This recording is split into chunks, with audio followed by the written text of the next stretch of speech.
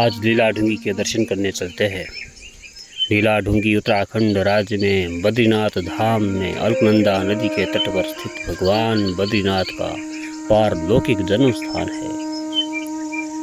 यह बामनी गांव के रास्ते में पड़ता है और एक शिला के रूप में चिन्हित है, जिसके ऊपर भगवान बद्रीनाथ एक रोते हुए बच्चे के रूप में प्रकट होकर लीला रची थी।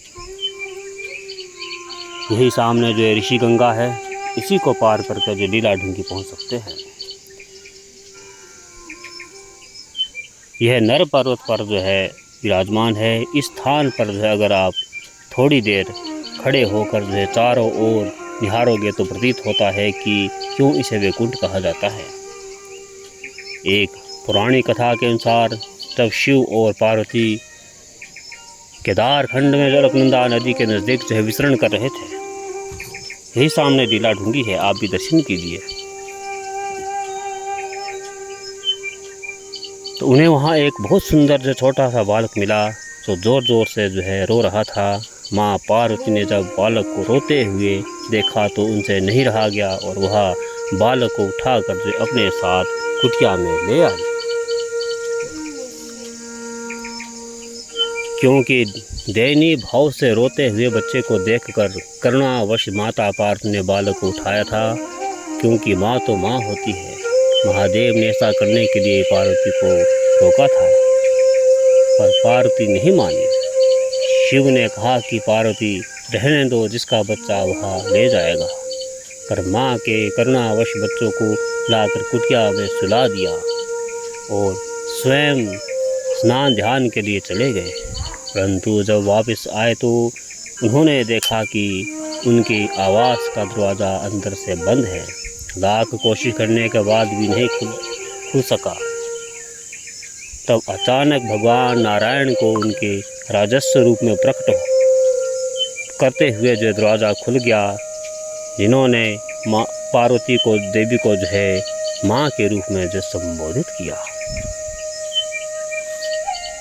कहा जाता है कि जिस तरह रामेश्वरम में प्रभु स्नान करने के लिए आते हैं, द्वारिका में श्रृंगार के लिए आते हैं, जगन्नाथ में भोग प्रसाद के लिए, ठीक उसी तरह जप तप के लिए बद्रीनाथ के लिए आते हैं। इस तप स्थान को मोक्ष स्थान भी कहा जाता है। इसे 8वां वैकुंठ भी कहा जाता है। कहा जाता है कि जो इस वैकुंठ धाम बद्रीनाथ आता है वह जन्म मरण से मुक्त हो जाता है। वह पुनः कभी भी माँ के गर्भ में नहीं आता है।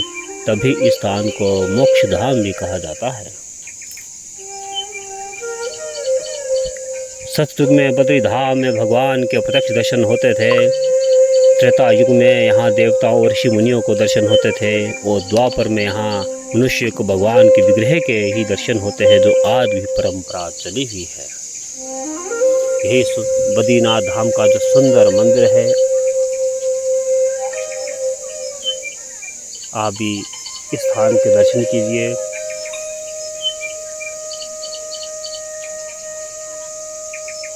ऐसा स्थान है जहाँ से वापस आने की इच्छा नहीं होती है।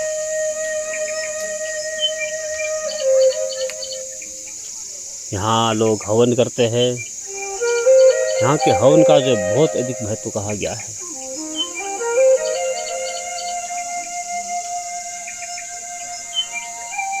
यहाँ विष्णु सहस्त्र नाम से जो है हवन कराया जाता है और यही सुंदर जो है स्थान बद्री विशाल का है।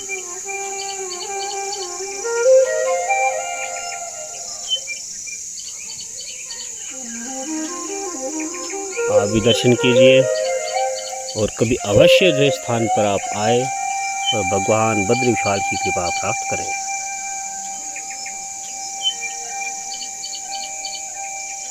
जय बद्री विशाल।